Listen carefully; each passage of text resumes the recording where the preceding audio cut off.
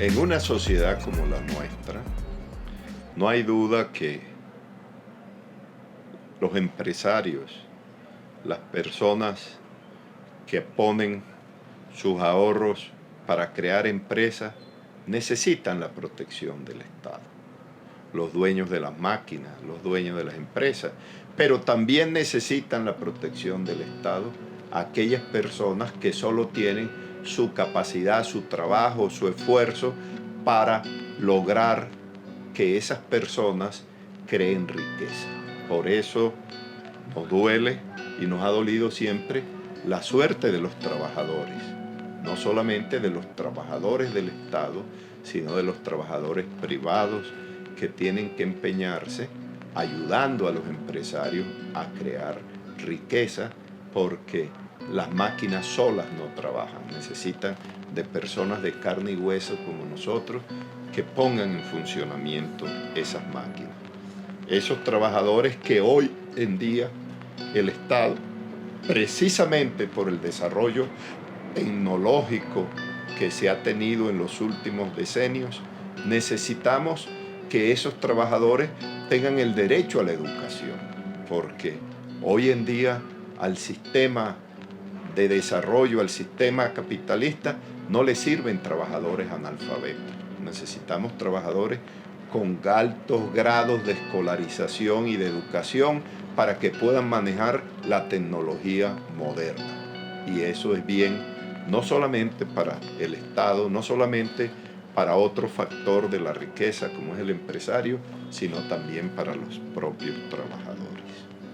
Por eso también defendemos el derecho a la salud universal, porque se pierden miles, por no decir que millones de horas de trabajo, porque tenemos trabajadores con pocos ingresos, con poca capacidad de nutrirse bien y en consecuencia se pierden muchas horas de trabajo precisamente por enfermedades profesionales y no profesionales o porque el sistema de salud no funciona. Entonces, el derecho a la salud y el derecho a la educación no es un derecho solo para los trabajadores, es un derecho para la sociedad, porque en la medida en que los trabajadores estén educados y en la medida en que los trabajadores gocen también de buena salud, eso ayuda a crear más riqueza en una sociedad.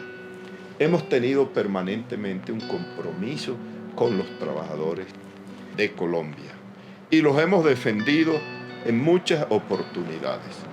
Votamos a favor de su derecho a conservar el poder adquisitivo de su salario. ¿Qué sucedía? Que un trabajador en una economía de inflación como la nuestra, al comienzo del año se ganaba un peso, pero resulta que al final del año ese peso ya no era un peso, sino que eran 70 centavos. Había perdido 30 centavos de su salario. Entonces, siempre defendimos que los trabajadores tenían el derecho al reajuste salarial. Como también defendimos a que no les vulneraran sus conquistas laborales. Las conquistas laborales son conquistas sobre las cuales han luchado miles, millones de personas en Colombia y en el mundo para lograr eso que es humanizar las relaciones de trabajo, los descansos de los trabajadores, los descansos nocturnos. Por eso nos opusimos en la Corte Constitucional a la ley que les quitaba el recargo nocturno a los trabajadores. Y nos opusimos no una vez, sino todas las veces que esa ley fue a la Corte Constitucional, primero cuando salió la ley y después cuando la propia ley dijo que pasado un tiempo se miraría a ver si se había generado más trabajo, cuando en realidad no se generó más trabajo, y nosotros votamos a favor del recargo nocturno de los trabajadores y a que no les quitaran esa conquista laboral. Nos opusimos también a que el gobierno de turno, el gobierno de cuyo nombre no quiero acordarme, ese gobierno que acabó con el derecho de asociación sindical para obtener prestaciones extralegales. La ley siempre fija unos requisitos. La ley dice el salario mínimo es tanto, pero Las luchas de los trabajadores a través de los sindicatos permitían que tuvieran mejores salarios, un poco más allá de la ley, y para eso servían las asociaciones sindicales. Si los trabajadores normales ganaban 1, pues era posible que ganaran 1,10 precisamente a través de las conquistas laborales y las convenciones colectivas de trabajo. Las convenciones colectivas de trabajo era para que los trabajadores tuvieran mejores condiciones que las que la ley ofrecía. Eso fue acabado, pero nos opusimos a que el gobierno acabara con esa conquista de las convenciones colectivas de trabajo.